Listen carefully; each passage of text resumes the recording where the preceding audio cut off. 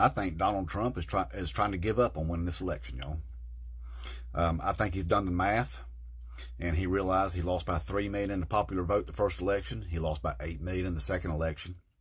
And he hadn't done anything but piss a whole lot of people off and get himself in a whole lot of trouble ever since then. So, the math ain't mathing for him. I think he knows it. Now, that's not to say that he's not going to claim the election was rigged after he loses, because he's definitely going to do that. And he's definitely going to try to send a bunch of us up to Washington, D.C. again to cause some trouble.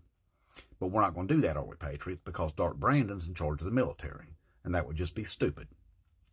So, the reason I say he's not trying to win this election is because if you remember a while back, he come out and was bragging about being the one that got Roe versus Wade overturned, knowing that pissed off 70% of Americans.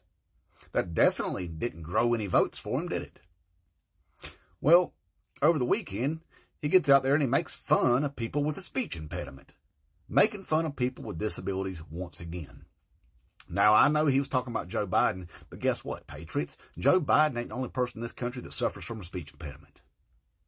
And believe it or not, the huge majority of people out here aren't sick, twisted, sadistic pieces of shit that think when Donald Trump says something like that it's funny in any way whatsoever. It pisses them off. So that didn't grow any votes either. Well, then he gets on TV and he says if he's president, he's going to cut Social Security and Medicare. So, is that enough right there, Patriots, is my question, to make us not support that man anymore? That he's going to take away our parents, our grandparents, and our Social Security and Medicare. Take our money and our health care. Is that enough? Because I got to thinking about it, and we support him for some reason or another, and it ain't about any kind of policies. Because if it was about manufacturing jobs, well, Joe Biden's got 800,000 of those over here and growing more right now. It ain't about the unemployment rate because it's at a 50-year low. It ain't about gas prices because they're approaching levels that they were under Donald Trump. It ain't about that southern border, or we'd take that border policy that both Republicans and Democrats say is the best they've seen in 50 years. So it has nothing to do with policy. But there's got to be a reason why we support that man at any cost, no matter what. He can reach over there and grab women by their crotch. That don't bother us. He can reach up in their uterus, and he can control their reproductive freedom. That don't bother us. How about him reaching in our pockets and taking our money and our health care? Is that enough? Because if it's not, then I think the Democrats are right. We're in some sort of cult. And we're supporting that man for some reason. Something that is more important to us than our country's national security and the well-being of Americans as a whole. There's something that's so important to us that we just can't say out loud. I can't quite put my finger on it. Patriots, just can't quite get there.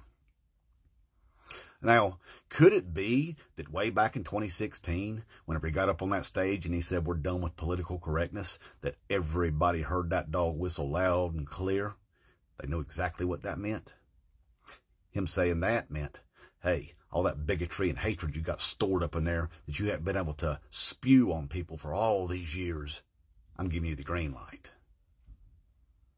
And that's more important than anything, right, Patriots? And then when he lost that election in 2020, scared the hell out of us. We're going to lose that freedom to hate.